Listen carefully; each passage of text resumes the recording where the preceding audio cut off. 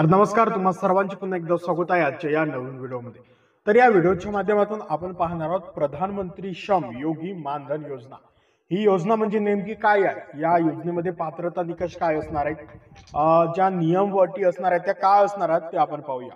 भारतातील असंघटित कामगारांसाठी आर्थिक सुरक्षितता सुनिश्चित करणे, बघा त्याच्यानंतर बघूया।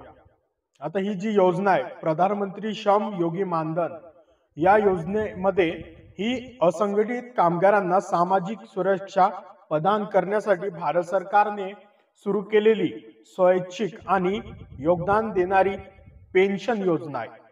ही योजना असंघटित क्षेत्रातील आणि 15,000 रुपये पर्यंत मासिक उत्पन्न असलेल्या कामगारांना 60 वर्षानंतर किमान 3,000 रुपये मासिक पेन्शन म्हणजे तुम्हाला महिन्याचे 3,000 रुपये मासिक पेन्शन सुनिश्चित करते।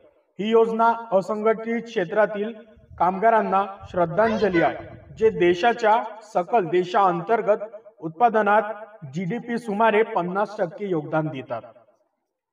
असंघटित कामगार हे प्रामुख्याने घरकाम करणारे कामगार, रस्त्यावरील विक्रेते, जे रस्त्यावर दुकान लावतात ते विक्रेते, मध्यान्ह भोजन कामगार, मुख्य भराव करणारे, विटाभट्टीवर काम करणारे, त्याच्यानंतर मोची चिंध्या वेचणारे, घरकाम करणारे, धोबी, रिक्षा चालक, भूमिहीन कामगार, स्वतःचे खाते कामगार, जे शेतामध्ये राबतात शेतकरी, शेतीचे कामगार, बांधकाम कामगार, बीडी कामगार आणि हातमाग कामगार, चामडे कामगार, दृक्षाव कामगार किंवा तत्सम इतर व्यवसायांमध्ये काम करणारे कामगार म्हणून काम करतात।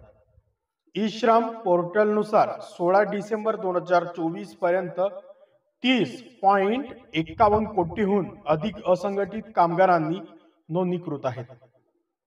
2019च्या अंतिम अर्थसंकल्पात PMSYM ची सुरुवात करण्यात आली। ही योजना कामगार आणि रोजगार मंत्रालयाकडून भारतीय जीवन विमा महामंडळ म्हणजे LIC आणि common service centre e governance services India limited यांच्या सहकार्याने चालवली जाते। तर मित्रांनो, तुम्हाला विनंती आहे की आपल्या महाराष्ट्रातील नवनवीन योजना, शासन GR, शैक्षणिक माहिती व इतरही माहिती मिळवण्यासाठी आपल्या MG मराठी इन्फॉर्मेशन या यूट्यूब चॅनलला सबस्क्राईब करा आणि बेल आयकॉनला प्रेस करा।